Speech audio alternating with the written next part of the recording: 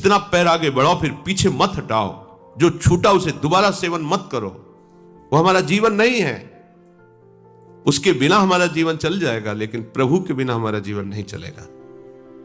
संसारी आदमी का जीवन प्रभु के बिना चल रहा है ऐसा अनुभव में आता है उसको। रुपया नहीं तो जीवन नहीं, रिश्ते नाते स्नेह संबंधी नहीं तो हमारा जीवन नहीं, भोग सामग्री नहीं तो जीवन नहीं, तो फिर क्या आत्महत्या कर ले? यही हो रहा है।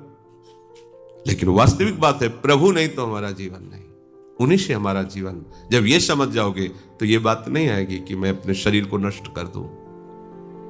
आपका हृदय किसी भी परिस्थिति, किसी भी समस्या में हो, आनंदित रहेगा, क्योंकि आपके जीवन धन आपके साथ है। और वो जीवन धन कौन है? जो अनंत ब्रह्मांडों के स्वामी। तो कमी क्या? फिर क्या कमी? फिर उदासता कैसी रहेगी? फिर निराशा कैसी रहेगी? समझो इस बात को। बुद्धिया धृत ग्रहीतया। उपासक जब साधना करता है, उपासना करता है, तो उसको काम क्रोध की ऐसी चोट लगती है कि घबराता है, उकताहट पैदा होती है। जल्दी भगवत साक्षात्कार हो जाए, झंझट खत्म हो। क्योंकि आसपास से उसको इतना ताप लगता है विकारों का कि वो सोच ही लेता जल्दी से भगवत प्राप्ति हो। हाँ, अभी 3 दिन हुए, नहीं हुई, पता नहीं इस मंत्र में ताकत है कि नहीं है, इस साधना में है कि, छोड़ो, दूसरी पकड़ो, तीसरी पकड़ो। नहीं नहीं, ऐसे नहीं चला जाता परमार्थ में। ये भगवत मार्ग है, धैर्य पूर्वक चला जाता है। बुद्धिया धृति ग्रहीतया। कभी भी इस मार्ग में निराशा हमें लानी ही नहीं है। बहुत ध्यान से सुनना। भजन करते समय, ध्यान करते समय, भगवत आराधना करते समय हमारे हृदय में ये माया जनित प्रेरणा आएगी। देखो ना, इतने दिन करते हुए तुम्हें क्या लाभ मिला, वो आपको इधर से हटाएगी। ये माया का क्षेत्र है। ये जो विचार आ रहे, इतने दिन हो गए तुम्हें भजन करते, ब्रह्मचर्य रहते, तुम्हें साधन करते, क्या मिला? देखो ना इन लोगों को कितने आनंदित है, विषयों में खेल रहे हैं, जो चाहे वो भोग रहे हैं, जो चाहे वो खा रहे हैं, कितनी मौज मस्ती है। और इतने दिनों से हम ये संयम, ये संयम, ये संयम, मिला क्या यार? जिंदगी तो वैसे ही जलते हुए जा रही। ये प्रेरणा करेगी माया, ये भ्रम पैदा करेगी। अभी भगवत प्राप्ति तो हुई नहीं, कोई आनंद तो आया नहीं, आगे क्या होगा जब इतने दिनों से नहीं आया है? इस बात को लेकर साधक को माया अपने में आकर्षित करती है।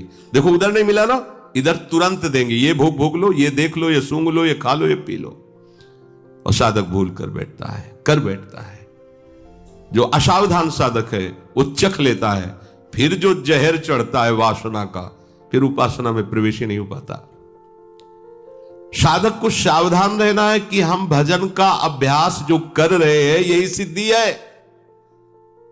बार बार वही बात समझाई जा रही। आपको उकताने की जरूरत नहीं, घबराहट नहीं, निराशा नहीं, उकताना नहीं है, धैर्य रखना है।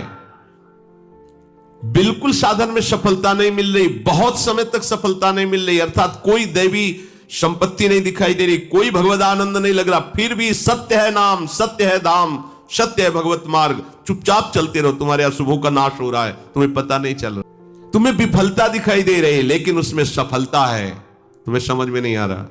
माया में सफलता दिखाई दे रही, लेकिन तो विफलता है, तुम्हें समझ में नहीं आ रहा। वर्षों के वर्षों बीत जाएं, शरीर भले छूट जाए, परवाह नहीं, पर भजन नहीं छूटने देंगे, कुछ लाभ मिले या ना मिले।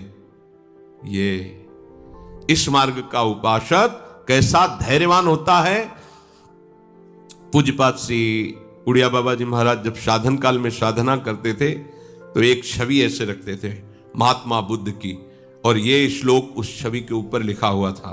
और उस छवि में महात्मा बुद्ध की हड्डी हड्डी केवल शरीर में रह गई थी, शुष्क एकदम शरीर, सूख गया था, कृष्ण एकदम शरीर, आंख मूंदे हुए एक वृक्ष के नीचे बैठे हुए, ऊपर ये श्लोक लिखा हुआ था, इहासने शुष्यतु मे शरीरम त्वगस्थिमांशं प्रलयं चयातु अप्राप्य बोधम बहुकल्प दुर्लभम नैवासनात् कायमिदं चलिष्यति।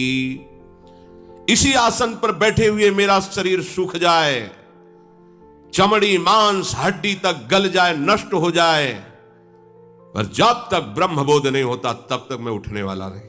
ये महात्मा बुद्ध जी ने पहला संकल्प किया था जब घर से निकलकर एक आसन पर बैठे, तो ये संकल्प, यह आसने सुष्यतु में शरीरम त्वगस्थि मांसम प्रलयम चयाति, ये त्वगेंद्री, ये अस्थि, ये मांस, ये सब गलित हो जाएं तो भी जब तक भगवत साक्षात्कार नहीं होगा, ब्रह्मबोध नहीं होगा, तब तक मैं इस आसन से उठने वाला नहीं।